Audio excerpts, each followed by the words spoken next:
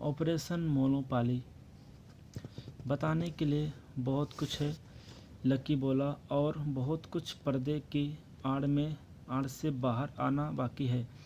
सितंबर 2020, लाल मोहम्मद नेपाल के गोणेश्वर में हल्की रोशनी में नहाए जम्मू ठंडा पुलिस स्टेशन में बैठा था। उसकी आंखें कैमरे में ऐसे घूम रही थी मानो वह भूतों से घिरा हो। वह आगे की ओर झुका, उसके नीचे रखी कुर्सी चरमराई और उसने गला खुखारा। उसके सामने बैठा पुलिस अधिकारी 40 के आसपास रहा होगा। उसकी घनी मूंछों पर थकी हुई आंखें देखी जा सकती थी। ऑफिसर ने उसे संदेह भरी दृष्टि से देखा। लाल मोहम्मद की नजरें बाहर की ओर लगी थी, मानो वह किसी के अचानक अंदर आने की उम्मीद कर रहा था। पुलिस अफसर की रौबदार आवाज़ उसे वर्तमान खींच लाई। तो उन्हें पुलिस सुरक्षा चाहिए? पुलिस अधिकारी ने पूछा। क्यों? लाल मोहम्मद ने गहरी सांस ली।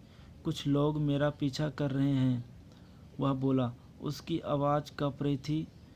वो मुझ पर नज़र रख रहे हैं, वो मुझे मार देंगे। कौन हैं ये लोग? ऑफिसर ने पूछा। वे तुम्हें मारना क्यों चाहते हैं? 8 साल पहले उन्होंने मेरे एक साथी को मार दिया था। लाल मोहम्मद रुका। वह इस तरह मरा मानो उस पर किसी सांप का साया पड़ा हो।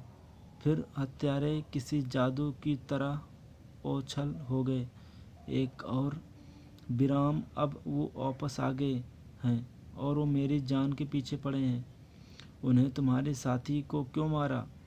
लाल मोहम्मद ने थूक निकाला। मुझे नहीं पता।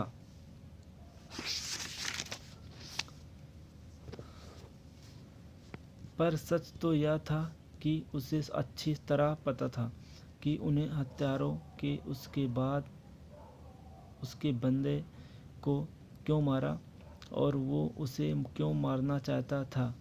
लाल मोहम्मद गोड्रेता नगर पालिका 10 सरलाही मंडरावाड़ा का स्याही निवासी था, जिसका बीता हुआ कल बड़ा उछला हुआ था। आरंभ में वह सुपारी लेकर हत्या करने वालों में ही था। उसने 6 साल तक काठमांडू में कपड़ों का व्यापार किया, पर 4 जुलाई 2007 को उसकी ज़िंदगी ने एक अंधेरा मोड़ लिया जब बारा के बलराम पुटवा नामक आदमी को अनामागर धोबी कोला में गोली मार दी गई। 5 आरोपी में से लाल मोहम्मद को पुलिस ने झट पकड़ा। जेल में करीब 10 साल बिताने के बाद उसे 24 जुलाई 2017 को रिहा कर दिया गया, जो एक सरकारी रिहाई की वजह से संभव हुआ था। जेल से आने के बाद लाल मोहम्मद ने एंजर्स एंटरप्राइजेस नाम से अपना कपड़े का धंधा दोबारा चालू किया। द इंडियन इंटेलिजेंस एजेंसी रीजर्स और एंजेलिस बिंग रॉ ने रिपोर्ट दी कि लाल मोहम्मद नेपाल में नकली नोटों के लेन देन बिचौलिए की भूमिका में रह चुका था।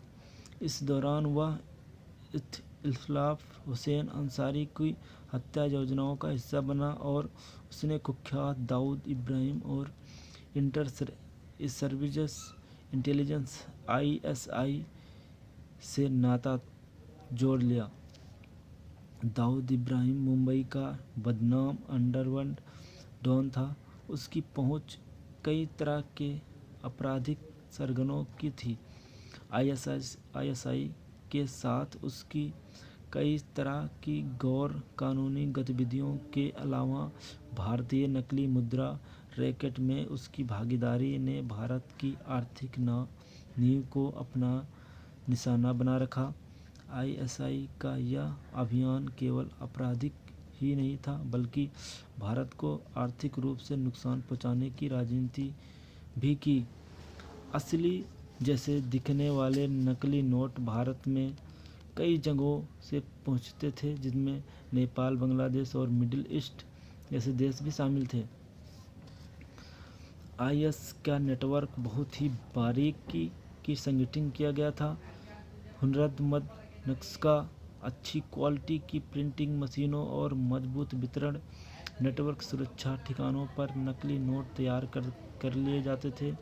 अक्सर पाकिस्तान में होते थे और फिर भारत में ज़मीनी, समुद्री और हवाई मार्गों से उनकी तस्करी होती थी।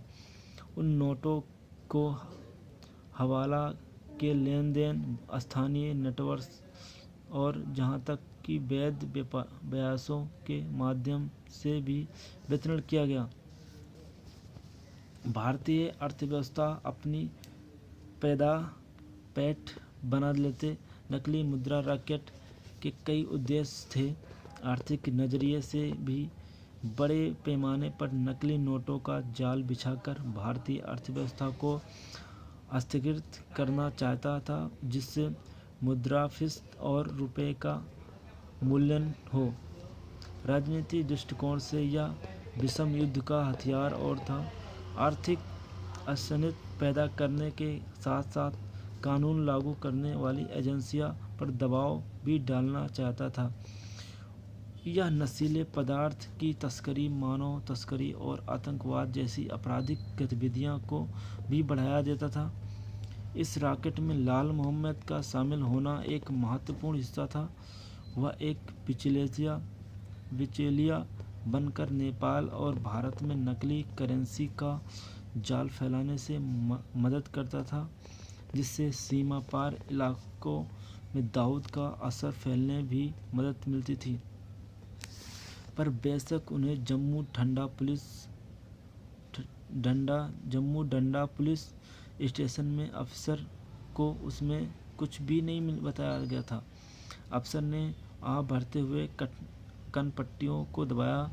तो तुम कह रहे हो वो कि इन आदमियों ने 2012 में तुम्हारे बंदे को मारा था और अब बिना किसी वजह के तुम्हें मारने वापस आए हैं।